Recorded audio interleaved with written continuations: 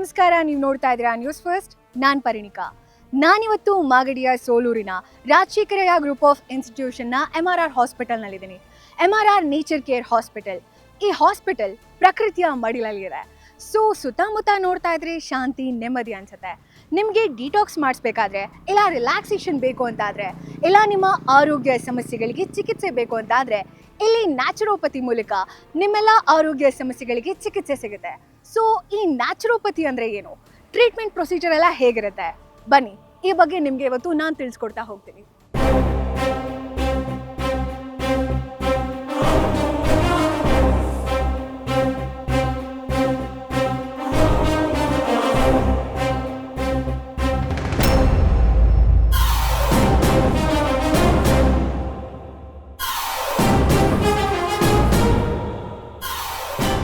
ನನ್ನ ಜೊತೆ ಇವಾಗ ಡಾಕ್ಟರ್ ಶ್ವೇತಾ ಎಂ ಅವರಿದ್ದಾರೆ. ಇವರು MRR ನೇಚರ್ ಕೇರ್ ಹಾಸ್ಪಿಟಲ್ನ ನ್ಯಾಚುರೋಪತಿ ಡಾಕ್ಟರ್. ಬನ್ನಿ ಅವರನ್ನೇ ಮಾತಾಡಿಸ್ತಾ ನ್ಯಾಚುರೋಪತಿ ಬಗ್ಗೆ ತಿಳ್ಕೊಳ್ತಾ ಹೋಗೋಣ. Hi madam. ಹಾಯ್, ನಮಸ್ತೆ. ನಮಸ್ತೆ ಮೇಡಮ್, ಮೊದಲಿಗೆ ನ್ಯಾಚುರೋಪತಿ ಅಂದರೆ ಏನು? ಈಗ ತುಂಬಾ ಜನಕ್ಕೆ ಡೌಟ್ ಇರುತ್ತೆ, ನ್ಯಾಚುರೋಪತಿ ಅಂದ್ರೆ ಏನು ಅನ್ನೋದು. ನ್ಯಾಚುರೋಪತಿ ಬಂದು ಔಷಧಿ ರಹಿತ ಚಿಕಿತ್ಸಾ ವಿಧಾನ, ಅಂದ್ರೆ ನಾವು ಡ್ರಗ್ಲೆಸ್ ಸಿಸ್ಟಮ್ ಆಫ್ ಮೆಡಿಸಿನ್ ಅಂತ ಕರಿತೇವೆ. ನ್ಯಾಚುರೋಪತಿಯಲ್ಲಿ ಯಾವುದೇ ರೀತಿಯ ಮೆಡಿಸಿನ್ಸ್ ನಾವು ಯೂಸ್ ಮಾಡದೆ ರಿಸಲ್ಟ್ ನ ಕೊಡುವಂಥದ್ದು. Okay madam. ಸೊ ಯಾವ ರೀತಿ ಟ್ರೀಟ್ಮೆಂಟ್ಸ್ನ ನೀವಿಲ್ಲಿ ಆಫರ್ ಮಾಡ್ತೀರಾ? ಎಷ್ಟು ವೆರೈಟಿ ಆಫ್ ಟ್ರೀಟ್ಮೆಂಟ್ಸ್ ಇದೆ ಇಲ್ಲಿ? ಆಸ್ ಎ ಸೆಡ್, ನಾವು ಎಲ್ಲ ಎಕ್ಸ್ಟರ್ನಲ್ ಟ್ರೀಟ್ಮೆಂಟ್ಸೇ ಕೊಡುವಂಥದ್ದು ಅಂತ ಹೇಳಿದ್ನಲ್ಲ, ಅದರಲ್ಲಿ ಕ್ಯಾಟಗರೈಸ್ ಮಾಡ್ತಾ ನೋಡಿದಾಗ ಹೈಡ್ರೋಥೆರಪಿ, ಮಸಾಜ್ ಥೆರಪಿ ಅಥವಾ ಮ್ಯಾನಿಪುಲೇಟಿವ್ ಥೆರಪಿ, ಯೋಗ ಥೆರಪಿ, ಡಯಟ್ ಥೆರಪಿ, ಆಕ್ಯುಪಂಕ್ಚರ್ ಮತ್ತು ಫಿಸಿಯೋಥೆರಪಿ.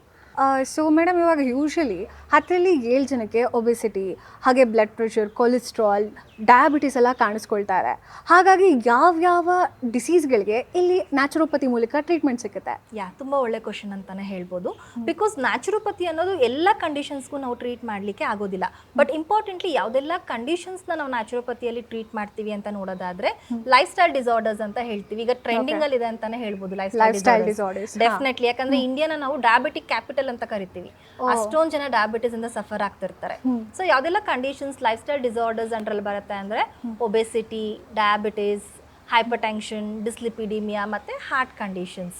ಇದು ನಮ್ಮಲ್ಲಿ ಕಾಮನ್ ಆಗಿ ಬರುತ್ತೆ. ಅಲಾಂಗ್ ವಿತ್ ದಟ್ ಆರ್ಥರೈಟಿಸ್ ಅಥವಾ ಪೇನ್ಫುಲ್ ಕಂಡೀಷನ್ಸ್. ಮುಂಚೆ ಏನಾಗ್ತಿತ್ತು ಅಂದ್ರೆ ಪೇನ್ ಬರೀ ಓಲ್ಡ್ ಏಜ್ ಅಲ್ಲಿ ನೋಡ್ತಿದ್ವಿ, ವಯಸ್ಸಾದವರಲ್ಲೇ ನೋವು. ಬಟ್ ಈಗ ಏನಾಗಿದೆ, ಯಂಗ್ಸ್ಟರ್ಸ್ ಅಲ್ಲೂ ಕೂಡ ಪೇನ್ ಅನ್ನೋದು ಕಾಮನ್ ಆಗ್ಬಿಟ್ಟದ. ಸೊ ಆತರ ಪೇನ್ಫುಲ್ ಕಂಡೀಷನ್ಸ್ ಲೈಕ್ ನೀ pain, sciatica, lumbar spondylosis, cervical spondylosis, ಈಗ ಎಲ್ಲಾ ತರ ಪೇನ್ಫುಲ್ ಕಂಡೀಷನ್ಸ್ ಕೂಡ ನಾವು ಟ್ರೀಟ್ ಮಾಡ್ತೀವಿ. ಅಂಡ್ ಈಗ ಆಫ್ಟರ್ ಕೋವಿಡ್ ಅಂತಾನೆ ಹೇಳ್ಬೋದು, ಸ್ಟ್ರೋಕ್ ತುಂಬಾ ಪ್ರಿಡಾಮಿನೆಂಟ್ ಆಗಿದೆ. ಹೌದು, ಹಾರ್ಟ್ ಅಟ್ಯಾಕ್ ರೇಟ್ ಕೂಡ ಜಾಸ್ತಿ ಆಗುತ್ತೆ ಅಂತ ಒಂದು ರಿಪೋರ್ಟ್ ಹೇಳುತ್ತೆ. ಡೆಫಿನೆಟ್ಲಿ. ಅಂಡ್ ಸ್ಟ್ರೋಕ್ ಕೇಸಸ್ನ ನಾವು ಟ್ರೀಟ್ ಮಾಡ್ತೀವಿ. ಖಂಡಿತ. ಹಾಗಾದ್ರೆ ಮೇಡಮ್, ಹಾಸ್ಪಿಟಲ್ ಸ್ಟಾರ್ಟ್ ಆಗಿದ್ದು 2017 ಎಷ್ಟು ಜನ ಈ ಹಾಸ್ಪಿಟಲಿಂದ ಬೆನಿಫಿಟ್ಸ್ ಪಡ್ಕೊಂಡಿದ್ದಾರೆ? ನಮ್ಮಲ್ಲಿ ಟೋಟಲ್ ನೋಡೋದಾದ್ರೆ ಇನ್ ಪೇಷಂಟ್ಸ್ 35,000 ವರೆಗೂ ನಾವು ಟ್ರೀಟ್ ಮಾಡಿದೀವಿ. ಅಂಡ್ ಔಟ್ ಪೇಷಂಟ್ಸ್ ಆಲ್ಮೋಸ್ಟ್ 85,000 ವರೆಗೂ ನಾವು ಟ್ರೀಟ್ ಮಾಡಿದೀವಿ. ಓಕೆ. ಸೊ ಇವಾಗ ನನ್ನ ನೆಕ್ಸ್ಟ್ ಕ್ವೆಶನ್ ಏನಪ್ಪಾ ಅಂದ್ರೆ, ಇಲ್ಲಿ ಪೇಷಂಟ್ಸ್ ಬರ್ತಾರೆ. ಸೊ ನ್ಯಾಚುರೋಪತಿ ಅಂದ ತಕ್ಷಣ ಕೆಲವ್ರ ತಲೆಯಲ್ಲಿರುತ್ತೆ, ನಾವಿಲ್ಲಿ ತುಂಬ ದಿನ ಇರಬೇಕಾಗುತ್ತೆ, ಒಂದು ಸರ್ಟಿನ್ ಅಮೌಂಟ್ ಆಫ್ ಟೈಮ್ನ ಇಲ್ಲಿ ಸ್ಪೆಂಡ್ ಮಾಡಿದ್ರೆ ರಿಸಲ್ಟ್ಸ್ ಕೂಡ ಇರುತ್ತೆ.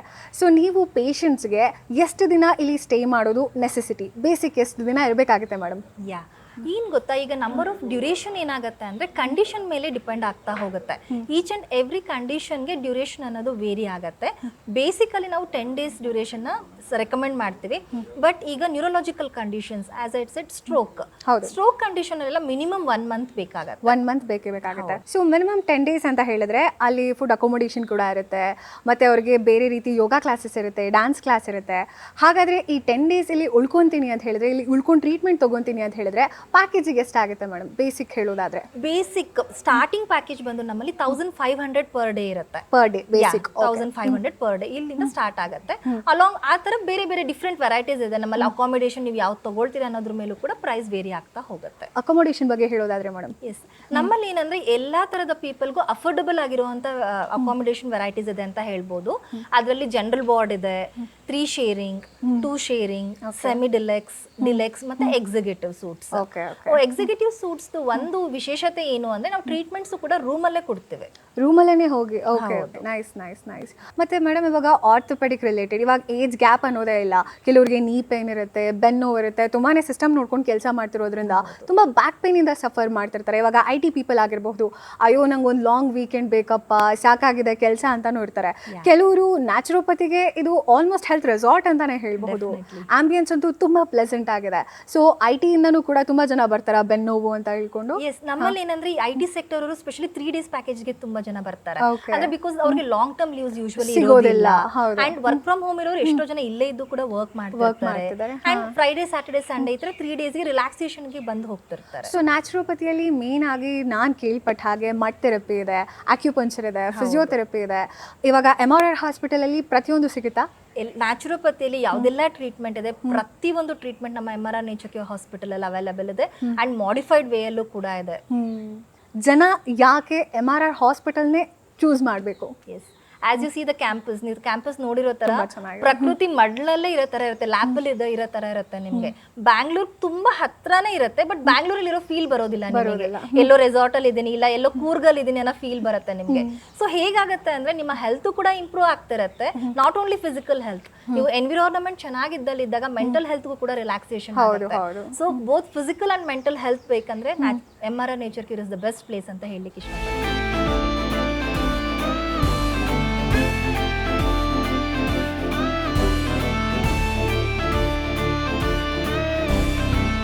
ಈಗ ನನ್ನ ಜೊತೆ MRR ಹಾಸ್ಪಿಟಲ್ನ ಫಿಸಿಯೋಥೆರಪಿ ಡಾಕ್ಟರ್ ಈಶ್ವರಿ ಅವರಿದ್ದಾರೆ. ಬನ್ನಿ ಅವ್ರ ಹತ್ರ ಫಿಸಿಯೋಥೆರಪಿ ಬಗ್ಗೆ ಮಾತಾಡ್ತಾ ಹೋಗೋಣ. Hello doctor. Hello. Firstly physiotherapy ಅಂದರೆ ಏನು? ಫಿಸಿಯೋಥೆರಪಿ ಅಂದರೆ ಈಗ ಎಲ್ಲ ಪೇಷಂಟ್ಸ್ಗಳು ಬರೀ ಆಪ್ರೇಷನಿಂದನೇ ಎಲ್ಲ ಸರಿ ಹೋಗುತ್ತೆ ಅಂತ ಅಂದ್ಕೊಳ್ತಾರೆ. ಫಿಸಿಯೋಥೆರಪಿ ಬಗ್ಗೆ ಕೆಲವೊಂದು ಐಡಿಯಾ ಕೂಡ ಇರೋದಿಲ್ಲ. ಸೊ ಫಿಸಿಯೋಥೆರಪಿಯಲ್ಲಿ ನಾವು ಏನು ಮಾಡ್ತೀವಿ ಅಂದರೆ there are so many treatments. ಅಂದರೆ ಎಕ್ಸೈಸ್ ಥೆರಪಿ ಇದೆ, ಎಲೆಕ್ಟ್ರೋಥೆರಪಿ ಇದೆ, ಇನ್ನೂ ಹಲವಾರು ಟ್ರೀಟ್ಮೆಂಟ್ಸ್ಗಳಿದೆ. ಸೊ ಈ ಥರ ಟ್ರೀಟ್ಮೆಂಟ್ಸ್ನೆಲ್ಲ ಯೂಸ್ ಮಾಡಿಕೊಂಡು ನಾನ್ ಸರ್ಜಿಕಲ್ ಮೆಥಡ್ನಲ್ಲಿ ಹೇಗೆ ಪೇಷಂಟ್ ಪೇನ್ ರಿಲೀಫ್ ಕೊಡ್ಬೋದು ಅಂತ ಮಾಡ್ತೇವೆ. ಸೊ ಫಿಸಿಯೋಥೆರಪಿಯಲ್ಲಿ ನೀವು ಯಾವ್ಯಾವ ರೀತಿ ಟ್ರೀಟ್ಮೆಂಟ್ಸ್ನ ಸಜೆಸ್ಟ್ ಮಾಡ್ತೀರಾ ಪೇಷಂಟ್ಸಿಗೆ? ಈಗ ಇಲ್ಲಿ ಎಷ್ಟೊಂದು ತರಹ ಟ್ರೀಟ್ಮೆಂಟ್ಸ್ಗಳಿದೆ. ಎಕ್ಸೈಸ್ ಥೆರಪಿ ನಾನು ನಿಮ್ಗೆ ಆಗಲೇ ಹೇಳಿದ ಹಾಗೆ, ಮತ್ತು ಎಲೆಕ್ಟ್ರೋಥೆರಪಿ ಇದೆ. ಎಲೆಕ್ಟ್ರೋಥೆರಪಿಯಲ್ಲಿ ನಾವು ಹಲವಾರು ಮಿಷಿನ್ಸ್ ಯೂಸ್ ಮಾಡ್ತೀವಿ. ಟೆನ್ಸ್ ಅಂತ ಬರುತ್ತೆ, ಆ್ಯಂಡ್ ದೆನ್ IFT ಅಂತ ಟ್ರೀಟ್ಮೆಂಟ್ ಬರುತ್ತೆ, ಆ್ಯಂಡ್ ಅಲ್ಟ್ರಾಸೌಂಡ್ ಅಂತ ಬರುತ್ತೆ. ಸೊ ಈ ಥರ ಮಿಷಿನ್ಸ್ಗಳು ಯೂಸ್ ಮಾಡಿಕೊಂಡು, ಆ್ಯಂಡ್ ಅದು ಆ ಮಿಷಿನ್ಸ್ ಕೂಡ ಯಾವುದೂ ಸೈಡ್ ಎಫೆಕ್ಟ್ಸ್ ಆಗಲಿ ಏನೂ ಇರೋದಿಲ್ಲ. ಸೊ ಅದೆಲ್ಲ ಜಸ್ಟ್ ನಿಮಗೆ ಸ್ಕಿನ್ಗೆ ಅಥವಾ ನಾರ್ಮಲ್ ಸ್ಟಿಮ್ಯುಲೇಷನ್ಸ್ ಥರ ವರ್ಕ್ ಆಗುತ್ತೆ. ಸೊ ಇದು ಯಾವುದೇ ಥರ ಸೈಡ್ ಎಫೆಕ್ಟ್ಸ್ ಕೂಡ ಇರಲ್ಲ, ಯಾವುದೇ ಥರ ಡೇಂಜರ್ಸ್ ಕೂಡ ಇರಲ್ಲ. ಸೊ ಈ ಥರ ಟ್ರೀಟ್ಮೆಂಟ್ಸಿಂದ ಪೇಷಂಟ್ಸ್ ತುಂಬ ಈಸಿಯಾಗಿ ಪೇನ್ ರಿಲೀಫ್ ಆಗುತ್ತೆ. ಸೊ ಇದು ಮೇನ್ ಆಗಿ ಎಲೆಕ್ಟ್ರೋಥೆರಪಿ. ಆ್ಯಂಡ್ ಎಕ್ಸಸೈಸಸ್ ಥೆರಪಿ ಅಂದರೆ ಈಗ ನಾನು ಆಗಲೇ ನೀವು ಕನ್ಸಲ್ಟೇಷನ್ ಮಾಡಿದ್ದು ನೋಡಿರಬಹುದು. ಆ ಥರ ಕಂಡೀಷನ್ಸ್ನಲ್ಲಿ ಹೇಗೆ ಅಂದರೆ, ಈಗ ಮಂಡಿ ಆರ್ಥ್ರೈಟಿಸ್ ಆಗಿರುತ್ತೆ. ಆರ್ಥ್ರೈಟಿಸ್ ಆಗಿದ್ದಾಗ ಅವ್ರದ್ದು ಮಂಡಿ ಜಾಯಿಂಟ್ ಇಂದು ಕಾರ್ಟಿಲೇಜ್ ಸವಿಯಕ್ಕೆ ಸ್ಟಾರ್ಟ್ ಆಗಿರುತ್ತೆ. ಸೊ ಈಗ ಆ ಥರ ಕಂಡೀಷನ್ಸ್ ಏನು ಮಾಡ್ತೀವಿ ಅಂದರೆ, ಮಂಡಿ ಸುತ್ತ ಇರೋ ಮಸಲ್ಸ್ನ ನಾವು ಸ್ಟ್ರೆಂಥನ್ ಮಾಡ್ತೀವಿ. ಅದು ಎಕ್ಸಸೈಸಸ್ ಮೂಲಕನೇ ಆಗೋದು. ಸೊ ಆ ರೀತಿ ಸ್ಟ್ರೆಂಥನ್ ಮಾಡೋದ್ರಿಂದ ಅವ್ರದ್ದು ಆರ್ಥ್ರೈಟಿಸ್ ಇನ್ನೂ ಡಿಜನರೇಟ್ ಆಗೋದು ಇನ್ನೂ ಕೂಡ ಕಮ್ಮಿ ಆಗುತ್ತೆ. ಆ್ಯಂಡ್ ಕೆಲವೊಂದು ಪೇಷಂಟ್ಸ್ 65 ಆಗಿರ್ಬೋದು ಅಥವಾ 70 ಆಗಿರ್ಬೋದು, ಆ ಥರ ಕಂಡೀಷನ್ಸ್ ಇದ್ದಾಗ, ಆ್ಯಂಡ್ ಕೆಲವೊಂದು ಪೇಷಂಟ್ಸ್ಗೆ ಜಸ್ಟ್ ಅದೊಂದೇ ಕಂಡೀಷನ್ ಇರಲ್ಲ, ಹಾರ್ಟ್ ಡಿಸೀಸ್ ಅಥವಾ ಬೇರೆ ಏನಾದರೂ ಜೊತೆಗಿದ್ದೇ ಇರುತ್ತೆ, ಪ್ರಾಬ್ಲಮ್ಸ್ ಇದ್ದೇ ಇರುತ್ತೆ. ಸೊ ಆ ಥರ ಕಂಡೀಷನ್ಸ್ ಇದ್ದಾಗ ಆಪರೇಷನ್ ಮಾಡ್ಸೋಕ್ಕಾಗಲ್ಲ.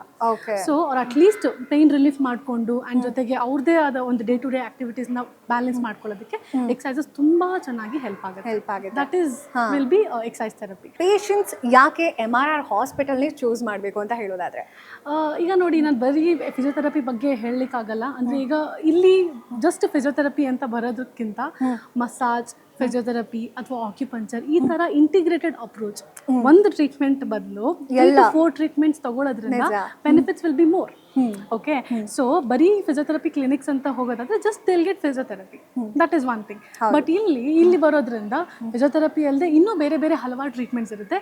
ಸೊ ಹಲವಾರು ಟ್ರೀಟ್ಮೆಂಟ್ಸಲ್ಲೂ ಕೂಡ ಪೇನ್ ರಿಲೀಫ್ ಇನ್ನೂ ಚೆನ್ನಾಗಾಗುತ್ತೆ.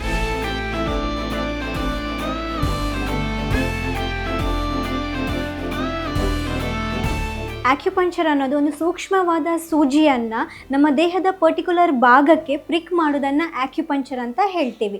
ಇದೊಂದು TCM ಅಂದರೆ ಟ್ರೆಡಿಷ್ನಲ್ ಚೈನೀಸ್ ಮೆಡಿಸಿನ್. ಇವಾಗ ಇನ್ ಆ್ಯಂಡ್ ಯಾಂಗ್ ಅಂತ ಹೇಳ್ತೀವಿ, ಅದನ್ನು ಪಾಸಿಟಿವ್ ಅಥವಾ ನೆಗೆಟಿವ್ ಅಂತ ಹೇಳ್ತೀವಿ.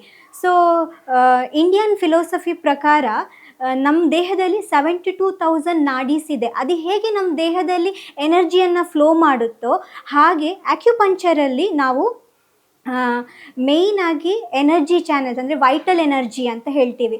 ಸೊ ವೈಟಲ್ ಫೋರ್ಸ್ 12 ಮೆರಿಡಿಯನ್ಸ್ ಇರುತ್ತೆ. ಆ 12 ಮೆರಿಡಿಯನ್ಸ್ ಮುಖಾಂತರ ನಮ್ಮ ದೇಹದಲ್ಲಿ ಎನರ್ಜಿ ಫ್ಲೋ ಆಗ್ತಾ ಇರುತ್ತೆ.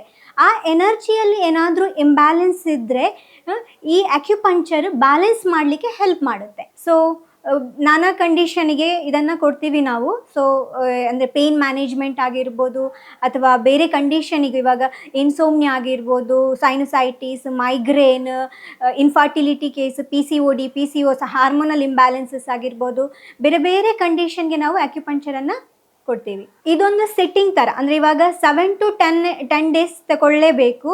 ಕೆಲವೊಂದು ಕಂಡೀಷನ್ಗೆ ಈ 7 to 10 ಡೇಸ್ ಆಗೋದಿಲ್ಲ. ಇವಾಗ ಸ್ಟ್ರೋಕ್ ಪೇಷಂಟ್ಗಳಿಗೆಲ್ಲ 7 to 10 ಡೇಸ್ಗಿಂತ ಜಾಸ್ತಿ ಬೇಕಾಗುತ್ತೆ. ಅಂದರೆ ಹೇಗಂದರೆ ಇವಾಗ ನಮ್ಮ ಬಾಡಿ ಥರ ಇನ್ನೊಬ್ಬರ ಬಾಡಿ ಇರೋದಿಲ್ಲ. ಅವರಲ್ಲಿ ಹೇಗೆ ಎನರ್ಜಿ ಫ್ಲೋ ಆಗುತ್ತೆ, ಈ ಅಕ್ಯುಪಂಕ್ಚರಿಂದ ಮತ್ತೇನು ಇಂಪ್ರೂವ್ಮೆಂಟ್ ಇರುತ್ತೆ ಅಂತ ನೋಡಿಕೊಂಡು ನಾವು ಅಕ್ಯುಪಂಕ್ಚರ್ನ ಇಷ್ಟೇ ದಿವಸ ತಗೊಳ್ಬೇಕು ಅನ್ನೋದು ಪರ್ಟಿಕ್ಯುಲರ್ ಪೇಷಂಟಿಗೆ ನಾವು ಬೇರೆ ಬೇರೆ ರೀತಿಯಾಗಿ ಪ್ರಿಕ್ ಮಾಡ್ತೀವಿ.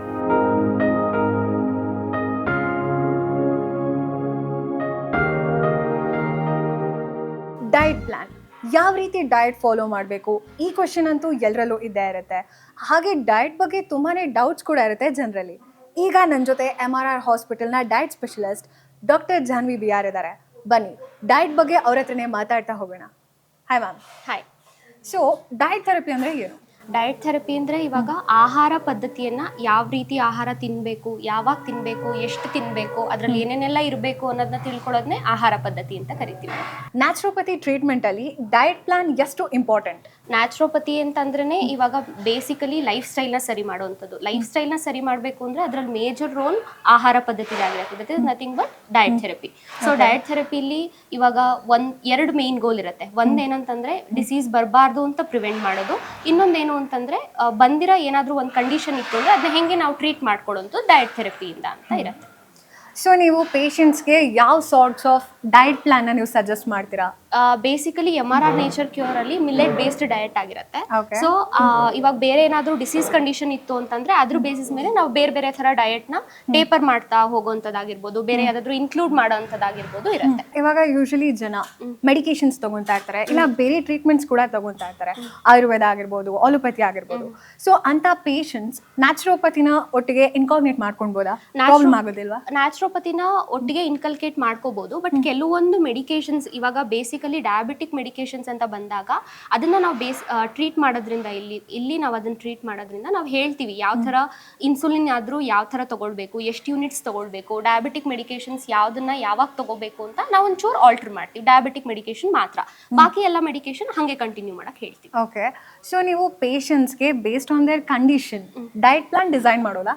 ಹೌದು, ಬೇಸ್ಡ್ ಆನ್ ದ ಕಂಡೀಷನ್ ನಾವು ಡಿಸೈನ್ ಮಾಡ್ತೀವಿ. ಯಾಕೆಂದ್ರೆ ಇಲ್ಲಿಗೆ ಬರುವಂತ ಪೇಷಂಟ್ಸ್ ಗಳಿಗೆ ಸ್ಪೆಸಿಫಿಕ್ ಆಗಿ ಒಂದೇ ಕಂಡೀಷನ್ ಇಂದ ಬರಲ್ಲ, ಮಲ್ಟಿಪಲ್ ಕಂಪ್ಲೇಂಟ್ಸ್ ಇರುತ್ತೆ. ಸೊ ಮಲ್ಟಿಪಲ್ ಕಂಪ್ಲೇಂಟ್ಸ್ ಇರುವಾಗ ಯಾವ ಡಯಟ್ ಕೊಟ್ರೆ ಅವ್ರಿಗೆ ಯಾವ ಕಂಡೀಷನ್ ಟ್ರೀಟ್ ಮಾಡ್ಬೋದು, ಹೆಂಗ್ ಟ್ರೀಟ್ ಮಾಡ್ಬೋದು ಅಂತ ನೋಡಿ ಅವ್ರಿಗೆ ಅಂತಾನೆ ಸ್ಪೆಸಿಫಿಕ್ ಆಗಿ ಡಯಟ್ ಚಾರ್ಟ್ ನ ಡೆವಲಪ್ ಮಾಡಿ ಕೊಡ್ತೀವಿ. ಹಂಗೆ ಸಹ ಡಯಟ್ ಚಾರ್ಟ್ ಅಲ್ಲಿ ಒಂದೇ ಸ್ಟ್ಯಾಂಡರ್ಡೈಸ್ ಡಯಟ್ ಅಂತ ಇರಲ್ಲ, ಅದರಲ್ಲೂ ಅವ್ರಿಗೆ ಆಪ್ಷನ್ಸ್ ಕೊಡ್ತೀವಿ. ಅದು ಅವ್ರಿಗೆ ಯಾವ್ದು ಸೂಟ್ ಆಗುತ್ತೋ ಅದು ಅವರು ಇನ್ಕಲ್ಕೇಟ್ ಮಾಡ್ಕೋಬಹುದು.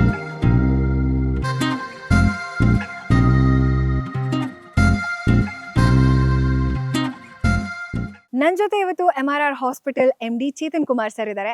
ಬನ್ನಿ ಅವ್ರ ಹತ್ರ ಮಾತಾಡ್ತಾ ಹೋಗೋಣ. ಸರ್ ನಮಸ್ತೆ. ನಮಸ್ತೆ.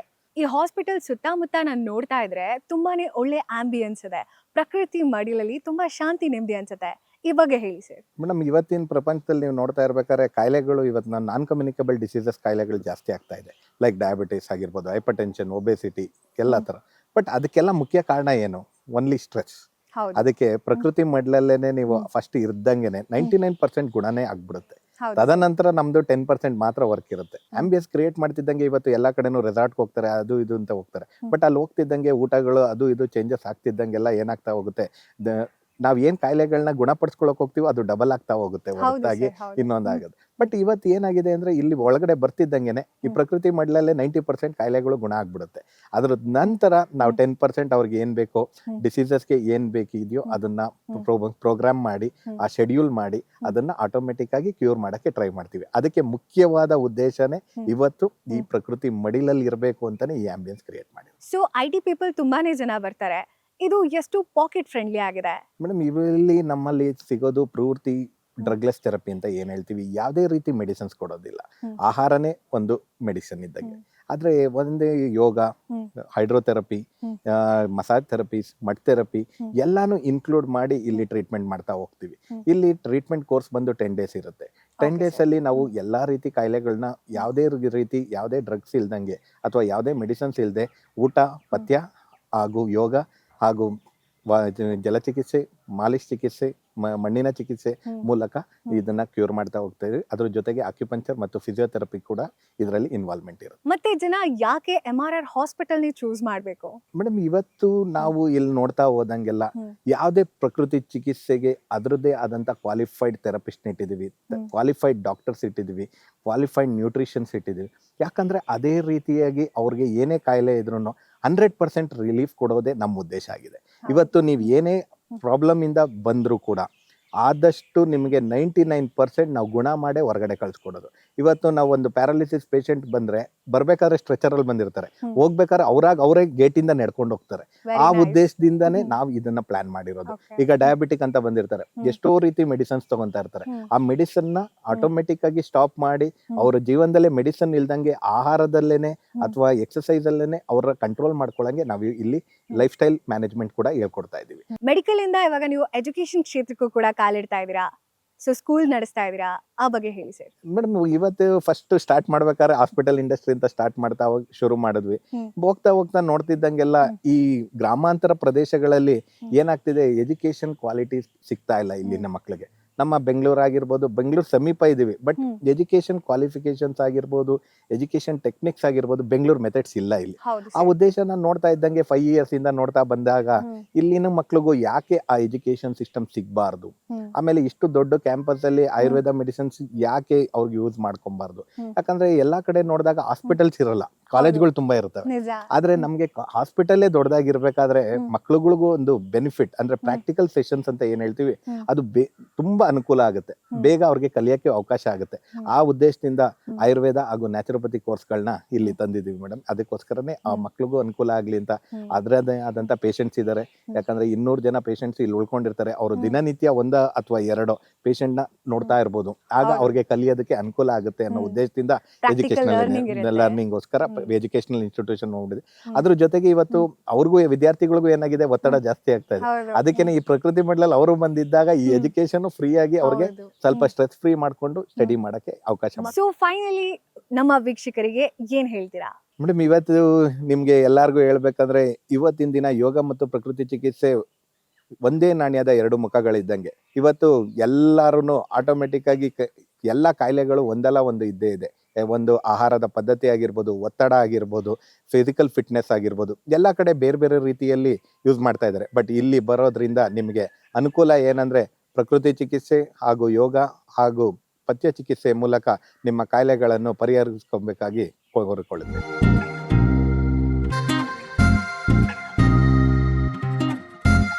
ಯೂಶಲಿ ಇವಾಗ ಯೋಗ ಅಂತ ಏನು ಹೇಳೋದಂದ್ರೆ ಅದು ಸಂಸ್ಕೃತ ವರ್ಡ್ ಯುಜ್ ಅಂತ ಏನು ಹೇಳ್ತೇವೆ, ಅದು ಒಂದುಗೂಡುವಿಕೆ ಅಂದ್ರೆ ನಮ್ಮ ಮನಸ್ಸು ಹಾಗೂ ದೇಹ ಒಂದುಗೂಡುವಿಕೆ ಅಂತ ಹೇಳಿ ಅರ್ಥ. ಅಂದ್ರೆ ಯೂಟ್ಯೂಬ್ ಅಥವಾ ನೀವು ಫೇಸ್ಬುಕ್ ಅಲ್ಲಿ ನೋಡಿ ನೀವು ಯೋಗ ಮಾಡೋದಿದ್ರೆ ನಿಮ್ಗೆ ಅದರಿಂದ ಏನೇ ರಿಸಲ್ಟ್ ಸಿಗೋಲ್ಲ, ಅದರ ಜೊತೆಗೆ ನೀವು ಇನ್ನೂ ಅಷ್ಟು ತೊಂದರೆಗಳ ಅನುಭವಿಸ್ತೀರಾ.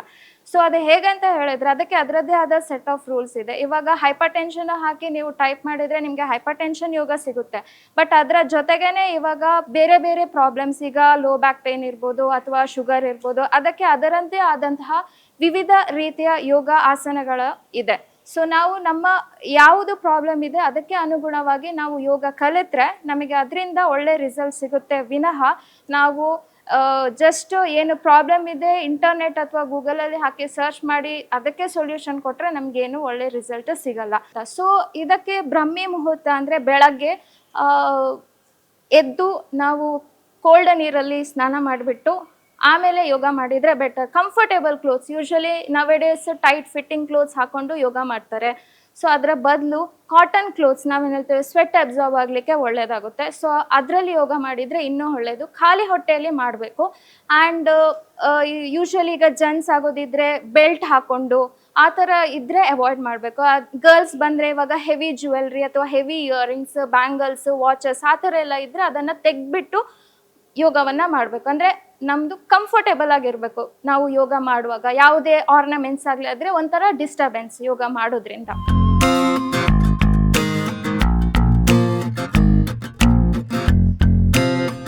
ಇವತ್ತು ನಿಮಗೆ ಗಂಜಿ ಟರ್ಮರಿಕ್ ಪ್ಯಾಕ್ ಹೇಗೆ ಮಾಡ್ತಾರೆ ಅಂತ ನೋಡಿಸಿ ಅದ್ರ ಬೆನಿಫಿಟ್ಸ್ ಹೇಳ್ತೀನಿ. ಗಂಜಿ ಟರ್ಮರಿಕ್ ಪ್ಯಾಕಲ್ಲಿ ಅಕ್ಕಿಯ ಗಂಜಿ ನೀರು ಮತ್ತು ಅದಕ್ಕೆ ಅರಿಶಿನ ಮಿಕ್ಸ್ ಮಾಡಿ ಅದನ್ನು ಬೇಯಿಸಿ ಸ್ವಲ್ಪ ಅದನ್ನು ಈ ಥರ ಪೇಸ್ಟ್ ಮಾಡಿ ಅದನ್ನು ಅಪ್ಲಿಕೇಶನ್ ಮಾಡ್ತೇವೆ.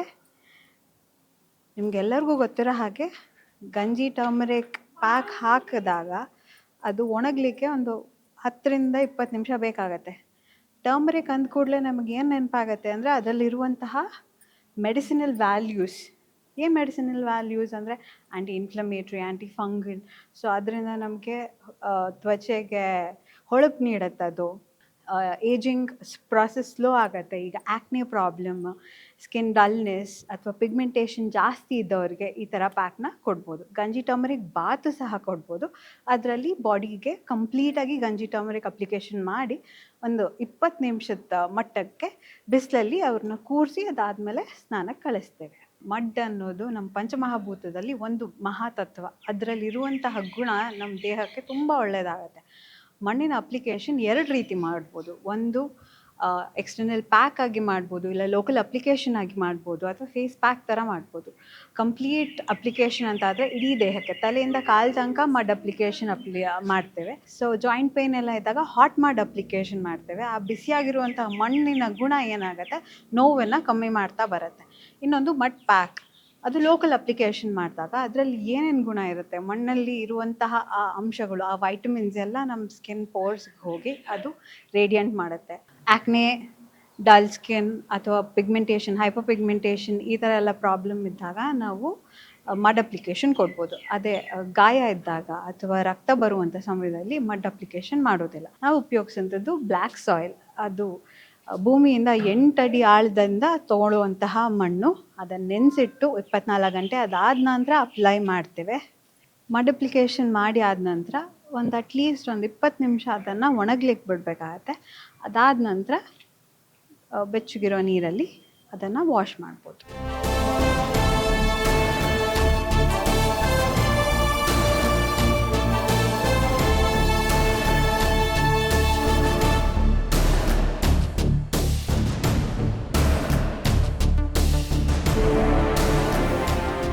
ಫಸ್ಟ್ ಟೈಮ್ ಬಂದಿದ್ದು MRRಗೆ ತುಂಬ ಚೆನ್ನಾಗಿದೆ. ಇಲ್ಲಿಂದ ಮಸಾಜಸ್ ಎಲ್ಲ ತುಂಬ ಚೆನ್ನಾಗಿದೆ, ರೂಮ್ ಫೆಸಿಲಿಟೀಸ್ ಚೆನ್ನಾಗಿದೆ, ಊಟ ಎಲ್ಲ ತುಂಬ ಚೆನ್ನಾಗಿದೆ. ಡಯಟು ನಂದು ವೆಯ್ಟ್ ಲಾಸ್ ತುಂಬ ಬೇಗ ಆಗ್ತಿದೆ.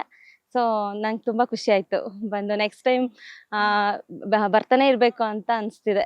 3 ಡೇಸಿಂದ ಇಲ್ಲಿದ್ದೀನಿ. ತುಂಬ ಡಾಕ್ಟರ್ಸ್ ಎಲ್ಲ ಸಪೋರ್ಟಿವ್ ಆಗಿದ್ದಾರೆ. ಊಟ ತುಂಬ ಚೆನ್ನಾಗಿದೆ. ಇಲ್ಲಿ ಅಟ್ಮಾಸ್ಫಿಯರ್, ರೂಮ್ಸ್ ಎಲ್ಲ ತುಂಬ ಚೆನ್ನಾಗಿ ಹೊಂದ್ಕೊಂಡು ಹೋಗ್ತಿದೆ. So I am getting recover very soon. Feeling like family, like homely feeling. ಹೊರ್ಗಡೆ ಬಂದಿರೋ ಥರ ಫೀಲ್ ಇಲ್ಲ. Happy to come over here and regularly visit ಮಾಡಬೇಕಂತ ತುಂಬ ಫೀಲ್ ಆಗ್ತಿದೆ. MRR ಹಾಸ್ಪಿಟಲ್ ಬೆಂಗಳೂರಿಂದ 40 ಕಿಲೋಮೀಟರ್ ದೂರ ಇದೆ. MRR ಹಾಸ್ಪಿಟಲ್ ನಾಗಿಸಂದ್ರದಿಂದ ಪಿಕಪ್ ಸರ್ವಿಸ್ ಕೂಡ ನಿಮಗೆ ಕೊಡ್ತಾ ಇದೆ. ಸೊ ನಿಮಗೆ ಬೆಸ್ಟ್ ನ್ಯಾಚುರೋಪತಿ ಟ್ರೀಟ್ಮೆಂಟ್ ಬೇಕು ಅಂತ ಹೇಳಿದ್ರೆ MRR ಹಾಸ್ಪಿಟಲ್ ನಿಮ್ಮ ಆಯ್ಕೆ ಆಗಿರಲಿ ಅಂತ ಹೇಳ್ತಾ, ಮತ್ತಷ್ಟು ಇಂಥದ್ದೇ ಇಂಟ್ರೆಸ್ಟಿಂಗ್ ಪ್ಲೇಸಸ್ ಅಲ್ಲಿ ನಿಮಗೆ ಮತ್ತೆ ಸಿಗ್ತೀನಿ. ಅಲ್ಲಿ ತನಕ ನೀವು ನೋಡ್ತಾ ಇರಿ ನ್ಯೂಸ್ ಫಸ್ಟ್, ನಿರ್ಭೀತಿಯಿಂದ ನಿಮ್ಮ ಪರವಾಗಿ. ನ್ಯೂಸ್ ಫಸ್ಟ್, ನಿರ್ಭೀತಿಯಿಂದ ನಿಮ್ಮ ಪರವಾಗಿ.